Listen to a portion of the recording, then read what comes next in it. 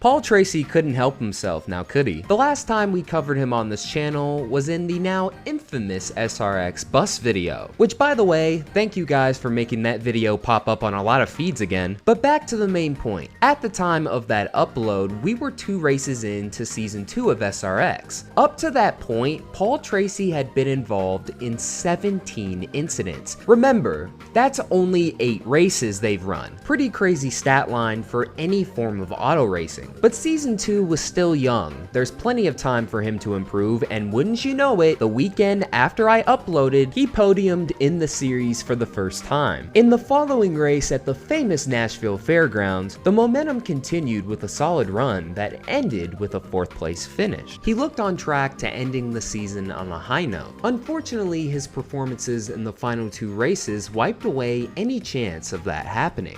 What happened here? Well, they both came off side by side, and believe me, it's hard to see. Right. And there's no spotters. So Tracy was drifting up. You're going to see this all night long. And, you know, it really wasn't Tracy's fault. Look at the lime green car, Paul Tracy, right? That's how he's going to line up. I like that wing angle. And Paul Tracy has come back down the pit lane for further attention to his car from the SRX crew. We hear on the radio his water temperature is too high. And one of the issues for Paul Tracy, because the damage to the car, but also the grill screen was full of mud, the car has overheated. It's gone over 300 degrees. He's pulled the car in and shut it off. Brian Blaney, Matt Kenseth, Tony Kanaan, and Chase Elliott. So that is Tracy to the inside of Michael Waltrip, and they just couldn't save it.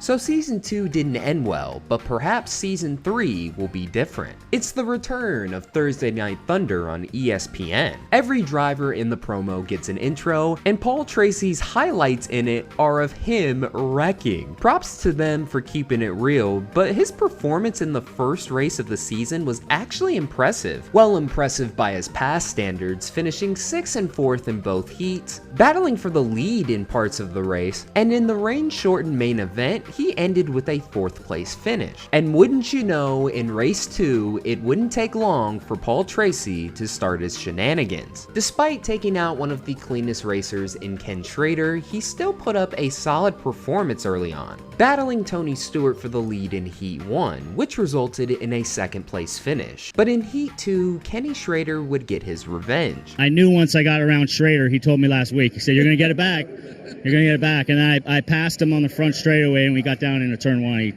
paid me back and turned me. So, I mean, it is what it is. This is SRX racing. This is full contact racing. I told him before the race that I wasn't worried about it. Just don't screw me over again.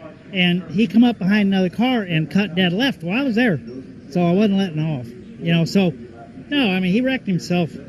No problem. Tracy has been turned around. Yellow flag is out. Ahead from Bobby Labonte's car. Yeah, Paul washed up pretty wide there. I can see why. Race 2 ended with an 11th place finish 7 laps down. In both races, Kenny Schrader made it clear that he was not pleased with this type of racing. And neither was the series apparently, because the following race would turn out to be the final in Paul Tracy's SRX career. For the most part, he was running in the mid-pack, finishing 6th and 7th in both heats. In the main event, he continued to run in the mid-pack, but was still aggressive. The race was no different, intensifying with each passing lap. While he squeezed Ryan Newman into the wall with less than 20 laps to go, it wouldn't compare with what was about to happen next. This answer he gave before the main event would age extremely poorly. Yeah, no, that was a nice, good racing. Guys are running hard, leaning on each other a little bit, but nothing too over aggressive, which is good. Trouble front straightaway. It is Newgarden and Tracy, and they collect Ken Schrader and sweep him to the inside wall. So as you see here, both cars, I mean, Paul just flat out ran Joseph into the wall. That's a real shame. I mean, that's easily avoidable, and it's a shame because there's a lot of damage to a lot of good drivers and a lot of good race cars as well. Paul Tracy, Ken Schrader.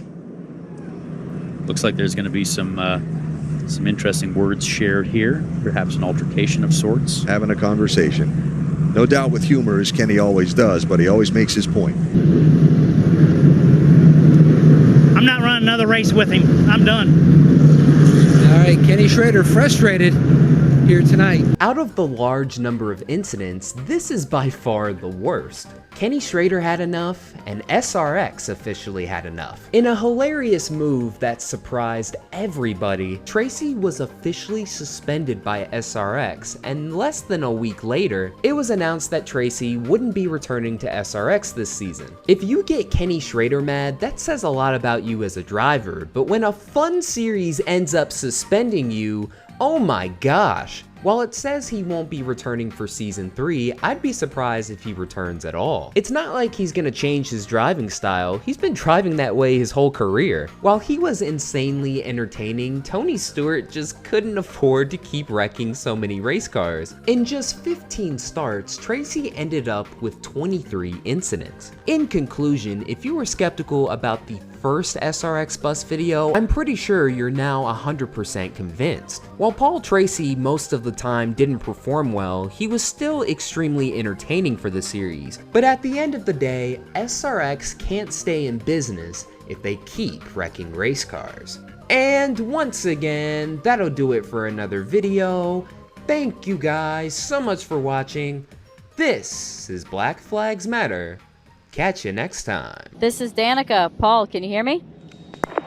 I hear you, Danica. Hey, what kind of shoes you got on?